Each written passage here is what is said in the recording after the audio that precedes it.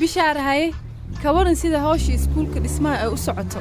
iyo sida dhalinyarada magaalada ay u soo buux dhaafiyeen goobta dhismaha iskuulka alla saaxiib nasrooy sidaan maan moodaynin in dadka isku xilqaamayaane waxay igu noqotay filimwa maasha allah bal eeg dhalinyarada sida iskaa wax u qabsiday ugu qayb qaadanaya nadiifinta dhismaha hore ee iskuulka aan way baragahay wal eed lanka faraxa isxilqaanka bulshada oo iska xilqaameen dhismo iskuulka beledka iska filan anina mayba ilanagatay hilimo ogeekan aragahay haa dareenka wada shaqaynta waxay abuurtaa dareen rajo ah oo ka dhex abuuran bulshada magaaladan oo ku nool oo dhan waana midaan wax badan aan sugayo inaan arko haa eed aan ka faraxsana waan wala ka farax waay taageeradan iyo garab surmookan bulshada deegaanka farxaday geeka maaba ma koobo karo haa waa wax lagu farxo taageerada bilowga ah ee aan ka helnay bulshadeena qeybaha kala duwan alla adeer warsamo bakhooyay waa kan adeer warsamaha sooda fiiriba maasha allah wallahi meesha shaqo wanaagsan baa ka socota allahu akbar sidaanoo kale la raba alleyle waa wax fiican aabuur same see tahay waan fiicnahay gabadhayda adiga ayaan ku soo booqanayay waxaan kaloo imid in aan arko hawsha aad ka waddaan dhismaha iskuulka laakiin waa wax loo riyaaqo oo lagu farxo oo qalbigu ku qaboobo oo allayleh waxaan isleeyahay kaalin cajiib ah oo adag ayaad buuxiseen mar haddaad tihiin gabdhihii deegaanka maasha allah khayr allah idin siiya mahadsanid aabe gabadhaydi waan soo arkay shaqada tabarrucaadka ah ee ka socota dhismihii hore ee iskuulka ma fahamte waana mid aad iyo aad loogu farxo allayleh oo indhaha iyo qalbigaba u roon mahadsanid gabadhaydiyey allayleh kartida iyo waxqabadka waa mid aad ku raacday hooyada taas waan hubaa hooyada dumar waa ka fiicnayd aadna asaaggaa waa ka fiicanta allayleh khayr allah ku sii walla sidaa waa malaynahay maxaa sidaa u tiri aabbo waxaan idiin sheegayaa sheeko yar adiga iyo weliba bishaaro noo sheeg sheekada aabbo aad ayaan u xiiseynayaa inaad noo sheegto sheekada waan sugi la'ahay aahey qudhaydu inaan idiin sheekeeyo oo wixii idinka horreey idiin sheega aad baan ugu xiisa sheekaduna waxay ahayd waxaa jirtay in hadda ka hor waa aan dhowayn hooyadaa marwo ay ku qabanqaabisay aroos dhan wax ka yar 24 saacado arooskaasu wuxuu ahaa arooskii cilmi iyo jawaahir oo hadda dadku waa wada og yahay waa reerkaa caanka ah arooskii wuxuu ahaa ugu cajiibsanaayoo waayahaas dhaca hooyadaa baana 24 saac wax ka yar ku qabanqaabisay markaasaa bulshadii oo dhan yaabta waaw maasha allah waa waqti aad u yar oo lagu qabanqaabiy arooskaasi aahey waa waqti aad iyo aad u yar haddana lagu dhisay mustaqbal dhan oo reer la dhisayey wuxuuna noqday aroos laga sheekeeyo oo la iloobi waayey sidii loo agaasimay oo aad iyo aad loola yaabay heerkiisa waana kuwa ilaa maanta reerkii dhaqmayo oo jiro oo bulshadii miisaanka iyo mustaqbalka iyo macnahaba ku leeyahay maasha allah sheekadaas intaas aan uga haree waxaan rabaa inaan idin weyddiiyo bal waxaad iiga warrantaan tahliil xaaladdiisa iyo sida uu wax u wado maadaama uu idinku dhex jiro oo hadda adinka idinka mid yahay bal iiga warrama ninkaas iyo xaaladdiisa aabe run ahaantii tahliil si wanaagsan ayuu nala shaqeeyey ilaa haddana wuu nala wadaa hoosha oo waad u jeeddaa maasha allah waa khayr allah ilaah waa khayr waan fahmay gabadhaydii waana wax wanaagsan laakiin mid ayaan doonayaa inaan kuu sheega gabadhaydii si fiican ii dhegayso ii sheeg aabbe waa maxay waxaan kuu sheegayaa weligaa khatarta waa laga dheeraadaa ma i garata waana laga taxadaraa oo laga fogaadaa dunida maanta aan joogno xaaladaheedu ma deggana ma garatay gabadhaydii si fiican ma ii maqlaysaa inaad i garatay baan malaynayaa haa aabbe ee ii wad waxaan doonayaa inaad ka fogaato wiilkaa dhallinyarada ah ee tahliil la yidhaahdo ma i garatay gabadhaydii maadaama uu ka tirsanaan jiray argagixisada inta aannu deegaankan isku filan uusan ku soo noqon ninkaasu argagixisu ahaa soomaaliduna waxay tidhaahdaa in kastuu durdur iyo dabaal galo walle doofaar weligii ma daahiro iska jir nimankaa adeer warsamee ii warran see tahay waa nabad filsanay ilaahay mahadis aad baa loo leeday adinku see ahaydeen adeer waa nabadee waa isoo yara gaargaaraya warkiinna sababtaas ayaanba idinkugu imid ee adeer warsame weli waxa aan la wareersanahay dareenkayga ku aadan wiilkan tahliil ah ee ma i garatay aahey adeer aad iyo aad baan kuu fahmay ilaahay caqliga kaama qaado waa ku garta waxa aan ka walwalsanahay adeeroo wiilkan wixii uu ahaan jiray inta uusan deegaanka dib ugu soo laaban iyo weliba khatarta ka imaan karta qof kasta la iskama aamini karo adeer warsame gabadhan ma ogi waxa u muuqda oo aynaan anaga noo muuqan filsaney adiga ha fiirin oo keliya wuxuu tahliil ahaan jiray iyo waayihii mugdiga ahaa taasi waa wax laga soo tegey waxaa habboon inaad aragto dadaalka weyn uu noloshiisa ku sameeyey haddeer taas miyaynan kuu muuqan imaqal waxaan kuu sheegayaa in la mateli karo mar walba wax aadan ahayn ayna noqon karta khiyaano weyn maya filsaney waxaas ma jiraan waxaan kuu sheegayaa in tahliil ay dhab ka tahay isbeddelka uu ku sameeyey noloshiisa taas aamin marka hore qofka layskama eedeeya adigoon daliil cad u haynin eedayntaada waa kaas waan kuu sheegay nasro adigu waxbaba lagama dhaadhicin karo waxaa kuu habboon in aad talada qaadatid oo aad isaga fogaato tahliil iyo agagaarkiisaba maya filsaney qalad ayaad ka fahansan tahay wiilkan tahliil ah ee sidaa moodaysa ma aha ma garanaya halkaad kala dagaalshan tahay wax yar ii kaadiya marka filsaney aan ku xasuusiye qof xun hadduu yahay meeshaan ma joogi lahayn si uu bulshadiisa u caawiya sida aan ku arko aniga kulleyba aniga sidaas ila tahay oday warsame ka ahan haa aabe waa runtaasi ma joogi lahayn meeshaan ay filsaney anugu waxaan kaa codsanayaa maandhay inaan idin dhexdhexaadiyo labadiinna waa adiga iyo tahliil intaa ma garata adeer warsame maxaan sameeyaa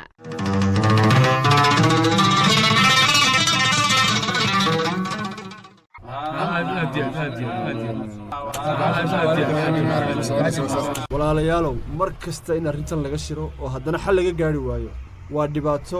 aad u weyn iyadoo ay caddahay weliba barakacayaashu inay ku soo xadgudbeen deegaankeenna khaasatan beeraheenna iyo deegaankeenna subxaanaka ya cadiim waa dhibaato aad u weyn war bal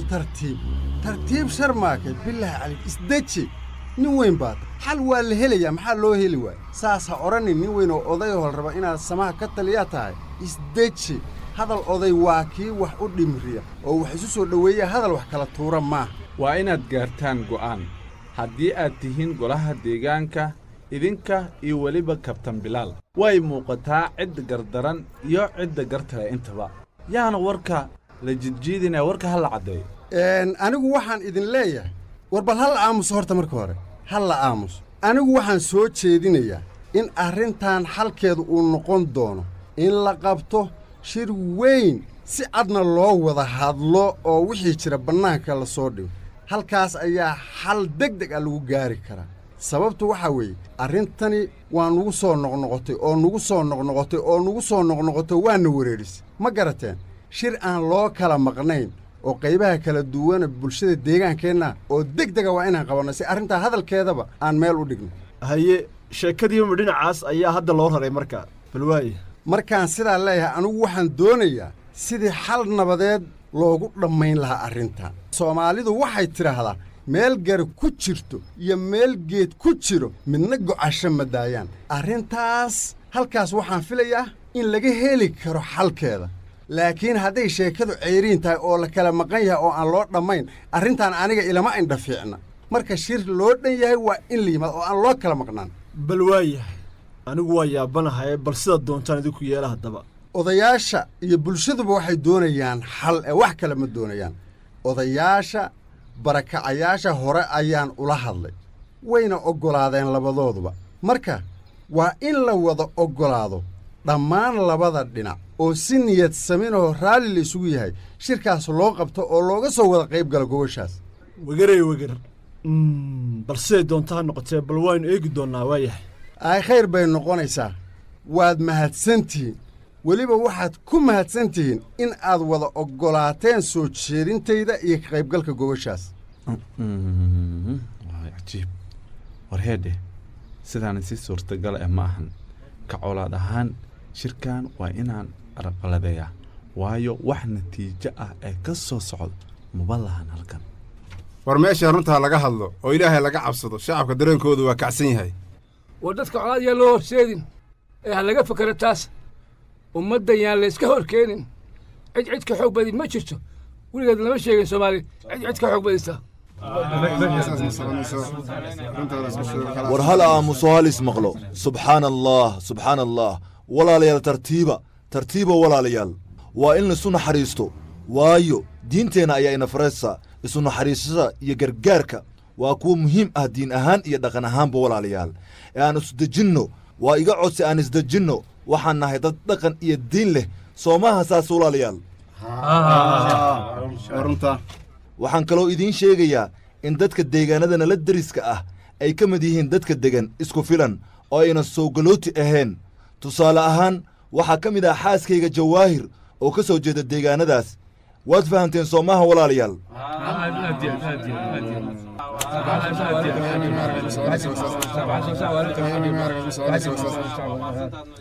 aamusa walaalayaal aamusa allah idin sharfee aamusa walaalayaal hadda waxaa la gaaray xilligii aan wax kasta iska iloobi lahayn oo aan isu naxariisan lahayn dadku waa walaalo ma kala maarmaan nabad ayaa naas la nuugu leh walaalayaal meel ma kala jirno waxaan nahay dad walaalo ah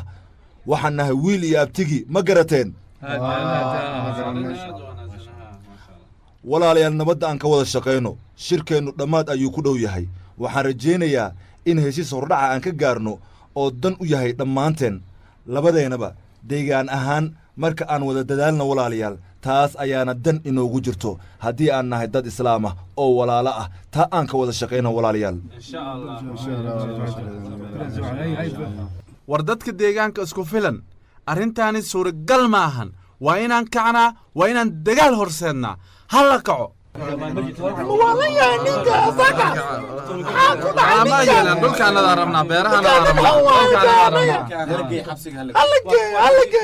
waxaan idiin sheegaya anigu waxaan ahay nin oday ah oo ka soo jeeda dadka barakacayaasha ah arrinta iyo fowdadani waxay wax u dhimi doontaa cid kasta oo ku lug yeelata balaayo jiifta lama soo kiciyo waa idinkaga digayaa taasi ee taas ogaada weligeedna balaayo qof ku liibaana lama arag taa waa inaad ogaataan dhammaantiin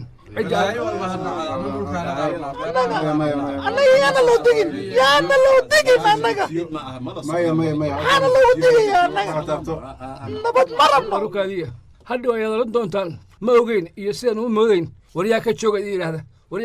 yidhaahda yaa waad eedi doontaa arrintan iyo balaayadan aad bilaabaysaan kow dhah waxaa idiin sheegayaa cid walba lug ku yeelata iyadaa mas-uulka noqon doonta colaadda ayaan jaqaynaa dagaal ayaan rabnaa dadka deegaanada isku filan ha dagaalamaan yaab war shirkeenni masaana u fashilma oo lagu kala tegey aaway wada hadalkii noo socday dagaal ayaan rabnaa warniyahow saadaqow ii waran see tahay war eed iyadan faylaa in waran ad miilibaas goormeeg tagti war saaxiibow waa fiicanahay niyahow kow dheh mar dhexdaas ayaan ka soo tegey balaayadii baasniyahow hal sana ayaa laga joogaaba hadda xilligii aad ka soo tegaysay iiga warraniyo xaaladda say ahayd saaxiib dadkaani harray markii hoo ka tabeen qallaasidii tuulada sidaas dartii ay intuunkooy iila ihayniyow waan gartaniyahow bal isdeji kow dheh saadaqow meeshan waa magaalo kow dheh waxaan ku weydiinayaa horta marka hore maxaa haysaa niyahow oo shaqo ah wax camala ma haysaa niyahow wax aan haayo ma laha bal waayihey howlaha kalluumaysiga ka warran niyahow wax xirfada ma u leedahay ma kalluumaysan kartaa warniyow saadaqo horta waxaan kaa rabaa guutada aa ka tirsanaan jirta niyahow bal iiga warranto waayadii u dambeeyey xaalkoodu suu ahaa niyahow aniga waxaan kaa soo tegey adoo lagu dhegan yaha mar ogaaniyo lagu leeyahay inaa baxsataa rabtaa wax saasee warniyow meeshaas waa ka soo cararay meeshaas dhammaad waay saaxiib wax uu ka jiro ma laha meeshaas in laga soo taga wax u dhaanta ma laha meeshaas war waan gartaniyahow ani laftigeyga mar baa laygu fahmi raba kow dheh laakiin ilaahay wuxuu igu ceymiyey niyahow nin baa iga saaciidey waa lay fahmi waaye war niyahow laakiin wakhtiga kuu qaadad soo maha inaa ka soo tagdo meeshaas niyahow wakhti ay u qaadate dhib baan ka soo mare haddiba miilas aan halmarkoo ka tabi alxamdulilah niyo wal aan miilas an kanagda fadaay male warni horta magaalada magaalo dhib badan waa kow dheh dadku way isku dhex jiraan niyo hadda niman aan saaxiibanahaa jirto xitaa duuntan kalluumaysiga aan ku shaqaysto ninaa iga saaciidayo saaxiibkay ah marka dad kaloo waxaa jira iska dhib badanoo niyo xataa shir inta laysku qabtay dadka waxa waaye waa waxaan heli waaya xataa qof i saaciideeyey marka meesha niyo xaaladdeedu waa isku xuntaa laakiin inaad sabartaa loo baahan yahay ma garata waan gartay inuu magaaladan aan hadda imaade ma fahantay anna marka magaaladan hadda imaade waxaan rabaa inaan magaaladan hadda lasii qabsado dhib wax weyn baa waa lagu baxaa dhibka meeshaas nooga hayaa ka daran kan meesha yaalo hadda dhaqsiyaa laga bixi doonaa waa runtaa niyahow haddii aad garab u baahan tahay kolley ani doontaasaan ku shaqaystaa wax xirfad haddii aad leedahay waa igu soo biiri kartaa waa kaa saacidina inta ajo aniga dad ay soo saacidiyay haahe saaxib waa qasab waay taas haddaa oo waxaas ahayn magaalada lama joogi kara moogtahay aad iyo aad waxaas waa samaynaynaa saaxib saasan in balan magaaladun anaga iskula noodalaan hadda ka bacdina kama nagadaan aad iyo aad aad iyo aad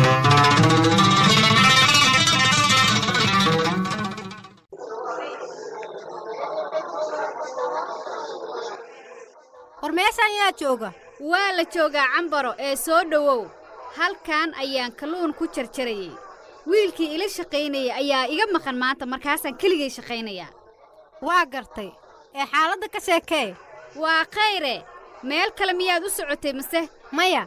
dukaankaaga ayaan soo aaday hadhow ma soo noqnoqon kartide hadda alaabtaadii hore u sii gado ayaan isdhahay ee warkaysii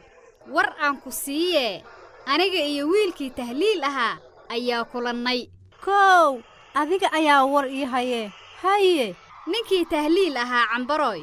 waxaan ku kulannay dhismihii iskuulka ee ay dadku isugu imaanayeen isagana halkaas ayuu joogay oo uu ka shaqaynayay waa gartay haye horta dadkii magaalada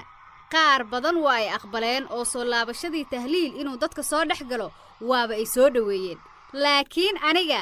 arrintaasi waan diiday welina waa diidanahay oo hadda waxaad i leedahay dadkii deegaanka way soo dhoweeyeen soo laabashadii tahliil haa weliba qaar badan ayaa soo dhoweeyey dadka qaarna weli waa ay ka welwelsan yihiinoo cabsi ayay qabaan waxay isleeyihiin weli khatar amuu ku yahay deegaanka iyo dadkaba dadka deegaanka isku filan inta wanaagga jecel waa ay la dagaalami doonaan dadkaas soo galootiga ah ee ku soo qulqulaya deegaankeenna cambaroy waa gartay waa sax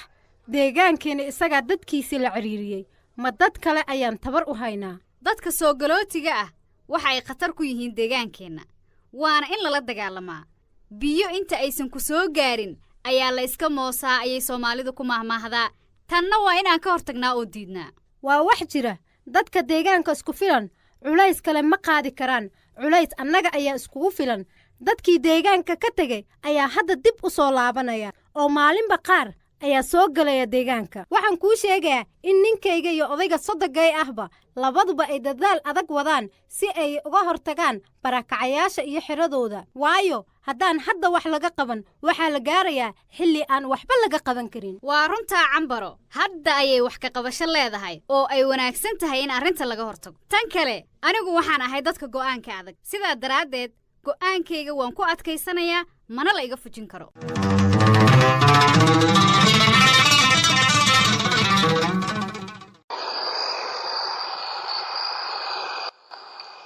sheekh cilmiyow hooda bal farxalkum suldaan aan faraxlanno haye sheekh cilmi farxaladaan diyaar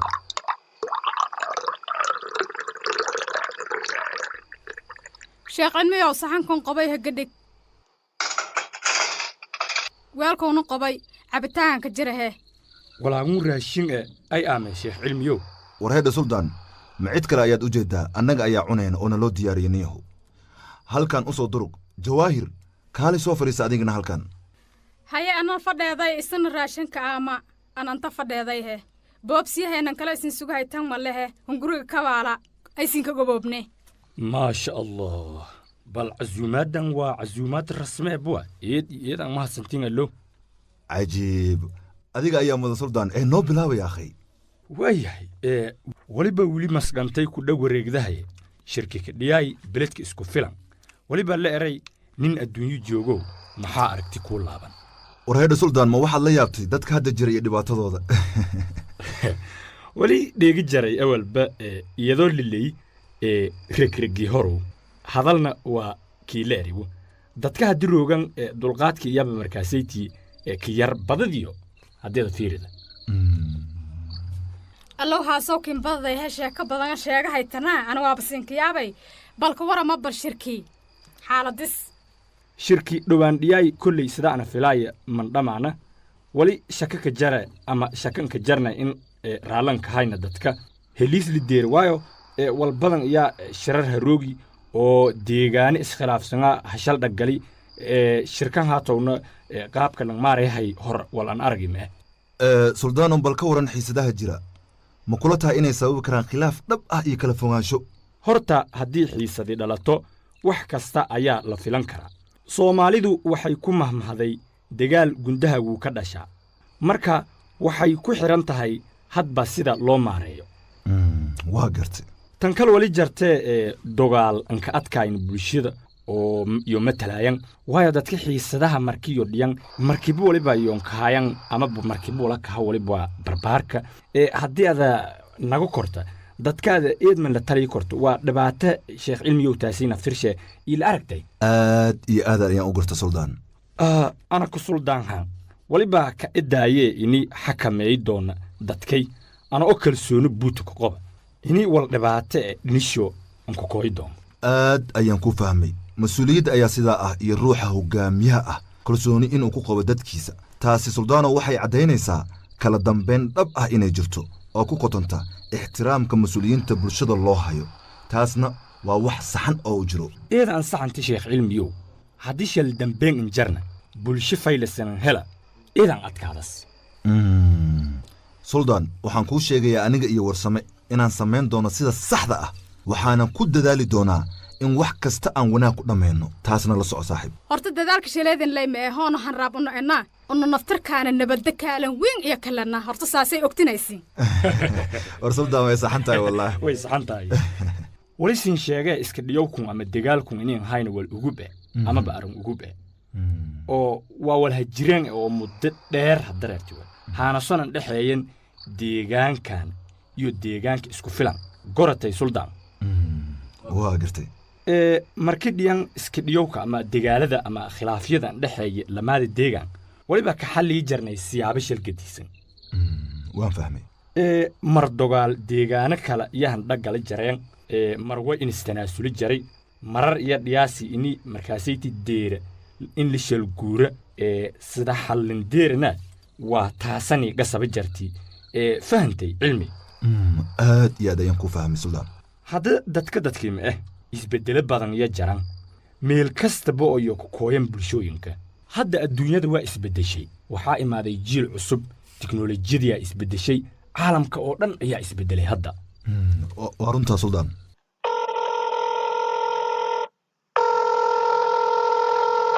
helow haye waan gartay war cilmiya waxaa kugu dhacay wejigaaga mar qura uu isbeddelaye caro xoog leh ayaa ka muuqata wejigaage maxaa telefoonka lagugu sheegay bal ii sheeg bal